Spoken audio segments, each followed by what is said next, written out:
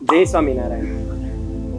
તમે એક સાવ નાનકડા એવા ગામડામાંથી બિલોંગ કરતા હોય અને તમારું સપનું ઠેઠ આઈઆઈટી સુધી પહોંચવાનું હોય, આ સફર બહુ લાંબી અને સંઘર્ષવાળી લાગે. અને આજે આપણે એક એવી જ સફર જોવા જઈ રહ્યા છીએ. આજે આપણી વચ્ચે તરોડા ગુરુકુલના જ ભૂતપૂર્વ વિદ્યાર્થી પાર્થભાઈ વેકરિયા આવ્યા છે. તો આપણે એમની સાથે થોડોક વાર્તાલાપ કરવો છે.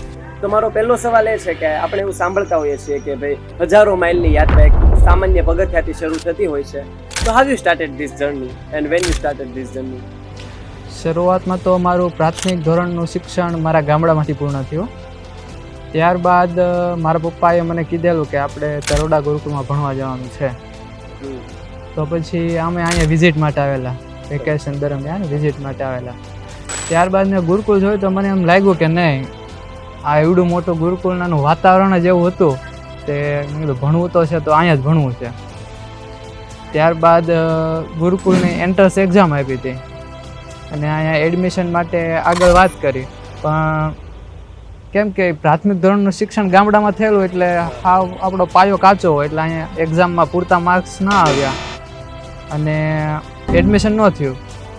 પછી ત્યારબાદ પપ્પાએ સ્વામીને ભલામણ કરેલી અને ભલામણથી મારું એડમિશન અહીંયા થયેલું. તો પાર્થભાઈ, હું એમ કહી શકું કે તમારા ખરા શિક્ષણની શરૂઆત તો ગુરુકુલમાંથી જ થઈ હશે, કારણ કે પ્રાથમિક સુધી તો તમારો પાયો કાચો હતો, પરંતુ ગુરુકુલમાં આવ્યા પછી જે આ બધું થયું, તો એમ કહી શકાય કે શિક્ષણની શરૂઆત તો ગુરુકુલથી જ થઈ. હા બિલકુલ, મારે ભણવાની શરૂઆત તો અહીંયા ગુરુકુળ આવીને જ ખબર પડી કે કઈ રીતે ભણવું. કેમ કે ત્યાં સુધી તો ખબર જ નહોતી શું ભણવું, કેવી રીતે ભણવું. પણ ગુરુકુળ આવીને મહેનત ચાલુ કરી. પછી 9-10માં મહેનત કરી. પછી 10માં મારે 81% આવેલા.